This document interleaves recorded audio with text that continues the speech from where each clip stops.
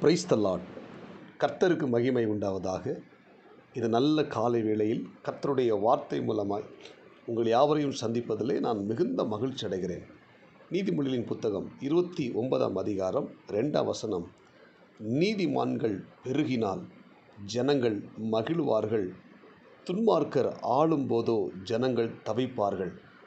அன்புக்குரிய தேவனுடைய பிள்ளைகளே, இந்த குறிப்பிட்ட வேத பகுதியில் நீதிமான்கள் பெருகினால் ஜனங்கள் மகிழ்வார்கள். இந்த காலை நேரத்திலே நம்முடைய ஜெபம், நம்முடைய தேசத்திலே நீதிமான்கள் பெருக வேண்டும் என்று சொல்லி நாம் ஜெபிக்க வேண்டும். தேசத்தில் இருக்க எல்லா மக்களும் ரட்சிக்கப்பட்டு மனம் திரும்ப வேண்டும். அதுபோல எல்லாரும் நீதிமான்களாய் வாழ வேண்டும். நீதிமான்களாய் வாழும் பொழுது உலக மக்கள் மட்டுமல்ல, எல்லா மக்களும் மகிழ்வார்கள் என்று சொல்லப்பட்டிருக்கிறது. அன்புக்குரிய தேவனுடைய பிள்ளைகளே, நாம் ஒவ்வொருத்தரும் முதலாவது நீதிமான்களாக வாழ்வோம். நம் மூலமாக அநேகர் நீதிமான்களாக நம்மை பார்த்து தேசத்திலே நீதிமான்கள் பெருக வேண்டும். அப்படிப்பட்ட ஒரு இருதய வாஞ்சையோடு கூட நாம் ஒவ்வொரு நாளும் ஜெபிக்க வேண்டும். எனவே நாம் ஒவ்வொருத்தரும் நீதிமான்களாய் வாழ்வோம். அதுபோல நம்மை சார்ந்தவர்களை நீதிமான்களாக ஆக்குவோம்.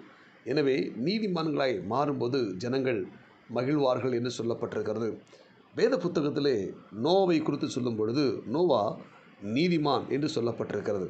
அவன் தான் வாழ்ந்த காலத்தில் இருந்த மனிதர்களுக்குள்ள உத்தமனும் நீதிமானும் தேவனோடு கூட சஞ்சரிக்கிறவனுமாய் காணப்பட்டான். எனவே தேவன் அவனுடைய குடும்பத்தின் மேலே கிருபை கொடுத்து அந்த குடும்பத்தை அழிவிலிருந்து பாதுகாத்து கொண்டார். அன்புக்குரிய தேவனுடைய பிள்ளைகளே, இந்த இறைவார்த்தை கேட்கிற நீங்களும் நானும் நோவாவைப் போல நீதிமானாய் வாழ்வோமானால் தேவனுடைய கண்கள் இந்த கடைசி நாட்களில் கிருபை கிடைக்கும். அதுபோல் நாம் மட்டுமல்ல, நம்மை சார்ந்தவர்கள், நம்முடைய நண்பர்கள் எல்லாரையும் அந்த நீதிமானாய் மாற்ற வேண்டும். ஆண்டவர் சோதோம் குமோரா பட்டணத்தை அழிக்க போகும்போது இந்த ஆபிரகாம் என்ன செய்கிறார்?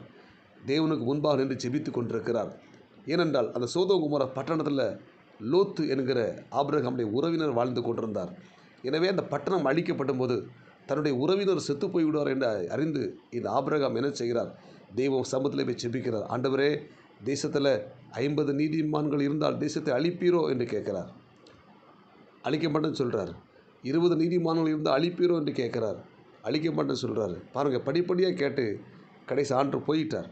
ஆனால் அந்த நீதிமான் லோத்து அந்த சோதோம் குமோரா பட்டணத்தில் போய் இருந்தால் கூட அந்த மக்களை கிறிஸ்துவுக்குள்ளே வழிநடத்த முடியாமல், தன்னை போல அநேக நீதிமான்களை உருவாக்காமல் இந்த லோத்து